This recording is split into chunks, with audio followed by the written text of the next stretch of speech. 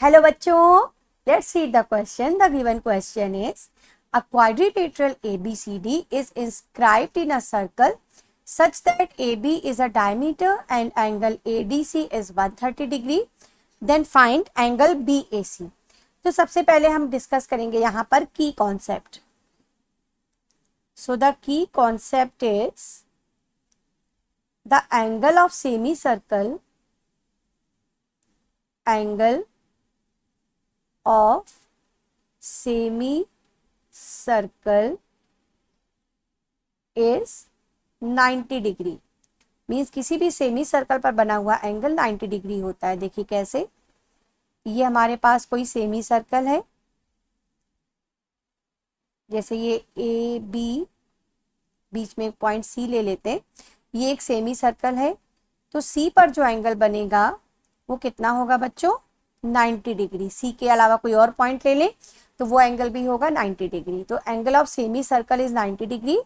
This is the main key concept which is going to be use here. Okay, तो चलिए अब अपना question start करते हैं.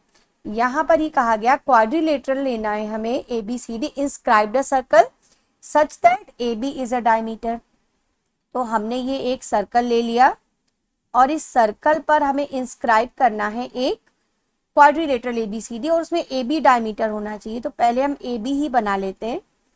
तो ये हो गया हमारा AB जो कि डायमीटर है, मीन्स सर्कल का सेंटर इसी पर लाई करेगा. ओके, अब ABCD क्वाड्रिलेटर कंप्लीट कर लेते हैं.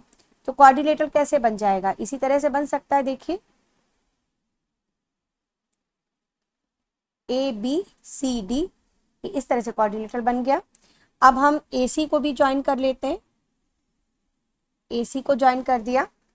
अब एंगल ADC मीन्स ये वाला एंगल दे रखा है 130 डिग्री. हमें फाइंड करना है angle BAC means this angle we have to find, जो मैंने डबल मार्क किया. ओके, तो चलिए क्वेश्चन स्टार्ट करते हैं.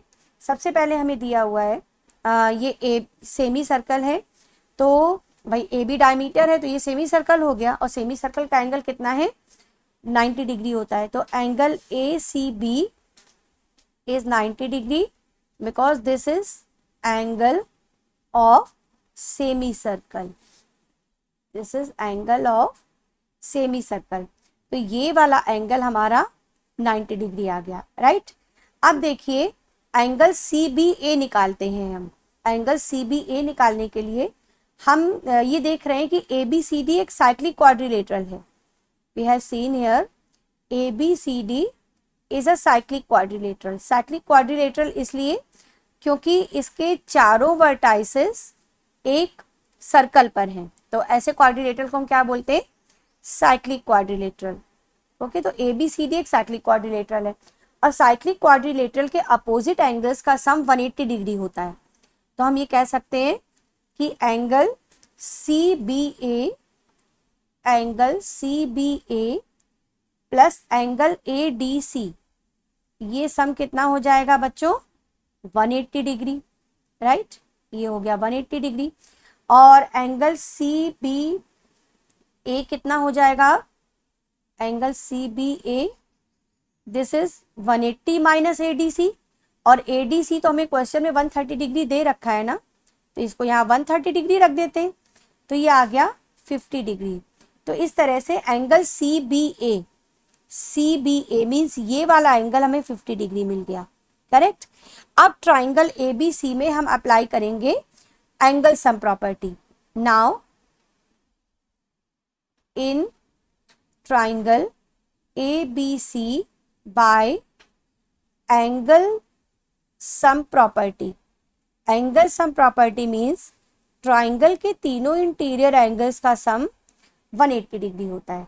तो ये आ जाएगा angle BAC plus angle ACB